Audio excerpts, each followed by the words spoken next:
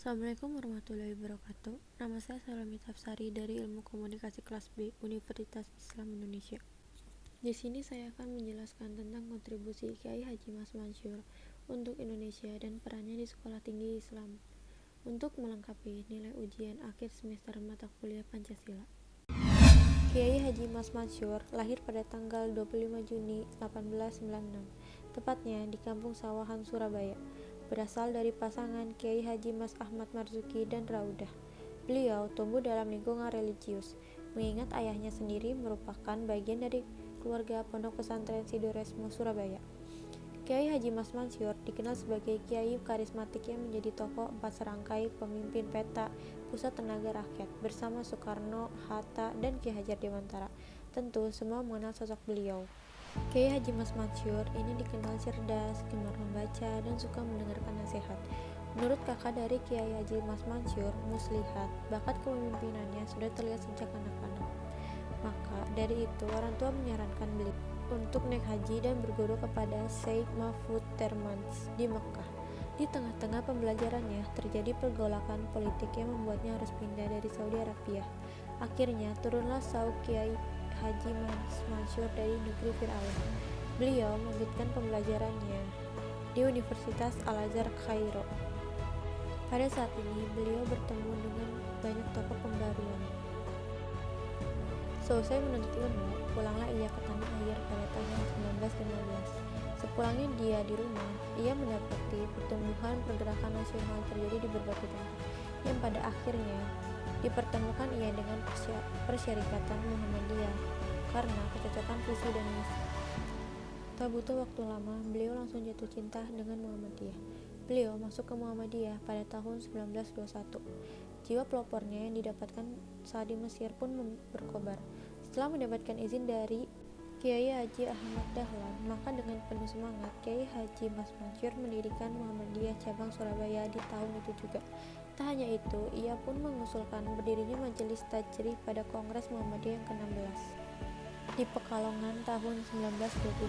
Alasannya adalah guna mencegah timbulnya percekcokan dan perselisihan masalah-masalah agama di kalangan Muhammadiyah, sebab hal itu akan menghambat jalannya kemajuan organisasi serta akan merupakan ukhuwah Islamiyah. Di samping itu, untuk mencegah timbulnya penyalahgunaan hukum agama demi kepentingan pribadi. Pengaruhnya yang sangat berarti di tubuh Muhammadiyah inilah yang membuatnya terpilih menjadi ketua pemimpin pusat Muhammadiyah pada tahun 1937 sampai 1943. Beliau menjadi nahkoda bahtera Muhammadiyah yang ketiga setelah Kiai Haji Ahmad Dahlan dan Kiai Haji Ibrahim. Selain peran di politik pemerintahan, tokoh Muhammadiyah ini sangat akrab dengan semua kalangan termasuk juga dengan Nahdlatul Ulama. Tercatat, setelah kepulangannya dari Timur Tengah bersama Kiai Haji Wahab Kasbullah mempelopori berdirinya kelompok diskusi Taswirul Afkar di Surabaya. Lalu mereka membentuk suatu perkumpulan yang bergerak dalam bidang pendidikan diberi nama Jami'ah Nahdlatul Wadhan. Dari perkumpulan ini kemudian didirikan sekolah yang cukup modern kala itu dengan Kitbah Wadhan di Surabaya. Perkumpulan ini berkembang pesat hingga muncullah cabang-cabang di berbagai tempat.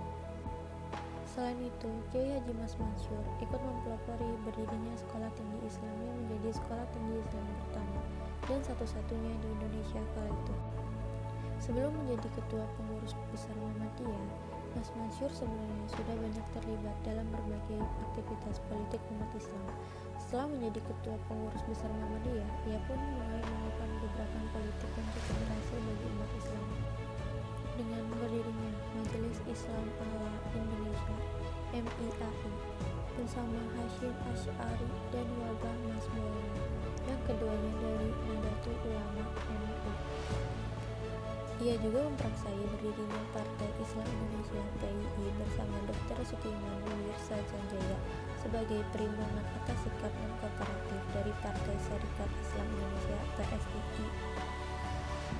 Lalu ia memimpin Putra, Pusat Tenaga Rakyat, lalu membentuk BKR yang bertransformasi menjadi TKR dan kini menjadi TNI. Tinta emas prestasi yang diukir oleh Kiai Haji Mas Mansur pada puncak beliau meraih gelar pahlawan nasional yang disematkan oleh Presiden Soekarno melalui Surat Keputusan Presiden Republik Indonesia nomor 590 tahun 1961 tertanggal 19 November 1961. Ketika pecah perang kemerdekaan, Mansur belum sembuh benar dari sakitnya. Namun ia tetap ikut berjuang memberi semangat kepada barisan pemuda untuk melawan kedatangan tentara Belanda, Nica. Akhirnya ia ditangkap oleh tentara Nica dan dipenjarakan di Kalisosok. Di tengah pecahnya perang kemerdekaan yang berkecamuk itulah Mas Mansur meninggal di tahanan pada tanggal 25 April 1946. Jenazahnya dimakamkan di Gipo, Surabaya.